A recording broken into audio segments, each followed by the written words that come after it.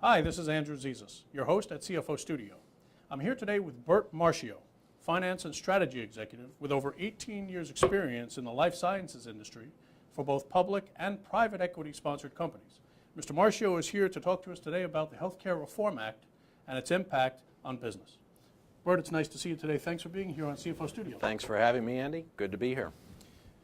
Bert, let's talk about healthcare reform. Recently, the House voted to repeal healthcare reform and the act that was passed last year.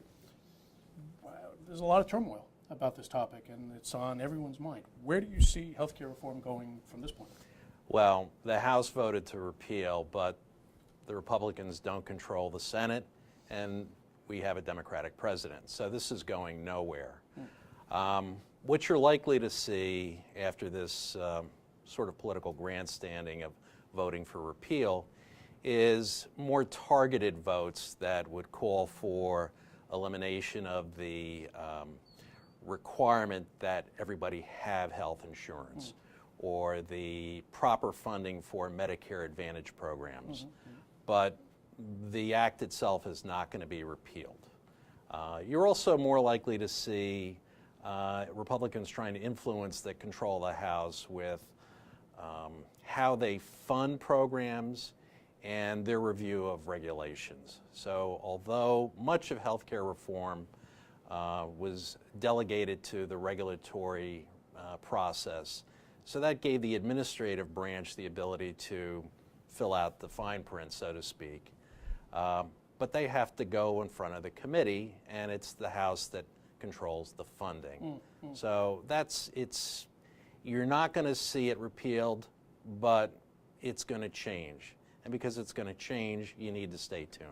So, okay, so I can appreciate your perspective and the challenges from a Democratic and a Republican perspective. So what should companies be thinking? What should finance executives be thinking about this morass?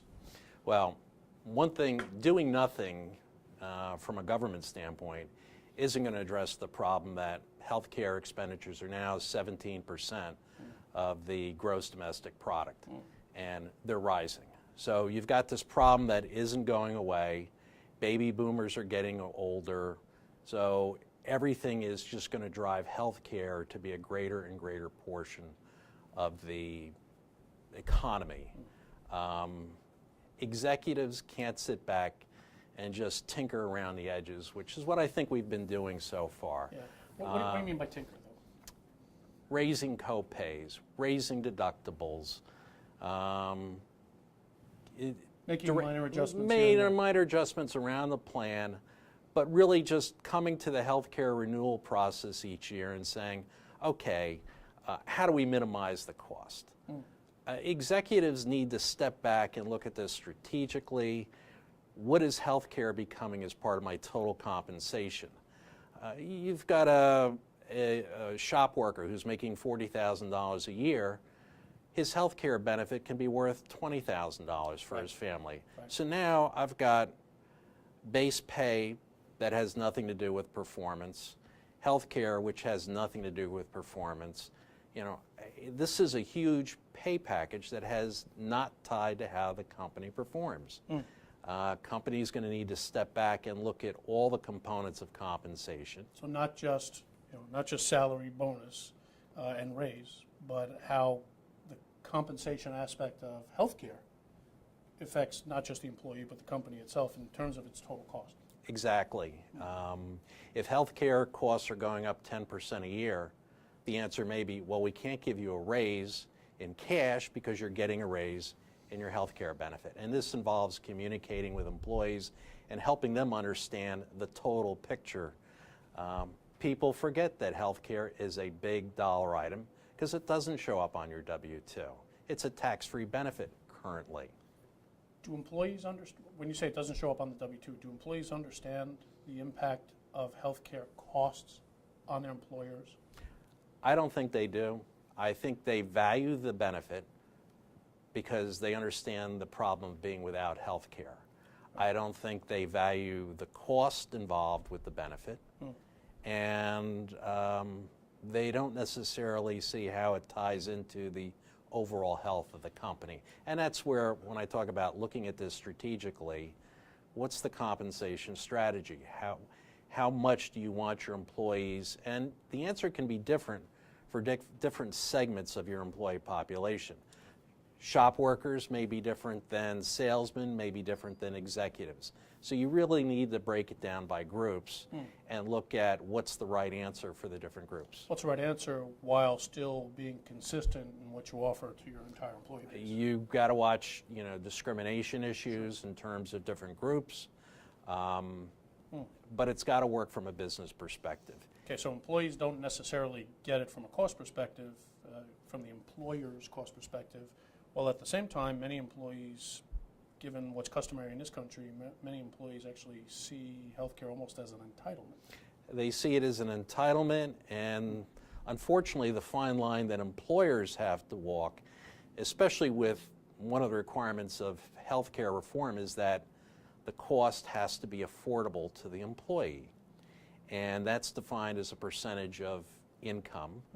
So if it becomes too expensive, you fail that test. If it becomes too expensive, employees will drop coverage, which is a bad thing. Bad for everybody. Sure. Bad for everybody. Sure. So you really need, if you've got to keep it affordable, then you really need to start treating it as part of base pay and communicating it that way, that this is really part of the compensation package. And it's not just here's your compensation and you get health care. It's all part of the compensation. It needs to be addressed in a way where people understand it, and that if this is going up by 10% a year, you need to look at the cash piece and say, well, you're getting a raise here as opposed to there. Yeah, it's not just I want a raise and I want you to pay for the rest of my health care. Right. Okay, so this is not just a finance issue, this is an HR issue. So how do finance and HR get together to make this work, to change? It needs to start well before the annual renewal process. It's not just a conversation with your broker who may be helping you with renewing your health policy. You really need to have a strategic discussion about the compensation pie and how much of it's incentive, what's the base, what do we need to retain people. And there's lots of right answers here. So you really need to talk about what's the right answer for your company. Okay, so we've got about a minute and a half left, Bert. Tell me what companies should be thinking about from a strategic perspective. I know that there's some states that are friendlier to others. You've mentioned that to me in the past. How do you deal with an employee base that might be spread out around the country? And we've got about a minute left. So employers need to hold on to their wallet. I mean, you watch. Illinois just raised taxes by about 50%. Wow, state taxes. State taxes by 50%. And employers need to keep an eye on what's going on in the states that they're doing business. They need to keep an eye on their tax provision, because states are going to be very aggressive with audits, and they're going to be looking to raise money without raising taxes. So auditing is one way to do that. So you need to stay tuned, pay attention, and be proactive. And be proactive. And watch what's going on. Yes. Bert, listen, this is great stuff. I really appreciate your being here with us on CFO Studio. Thanks for coming. Thanks for having me. This is Andrew Zizas with Bert Marchio at CFO Studio. Thank you for watching.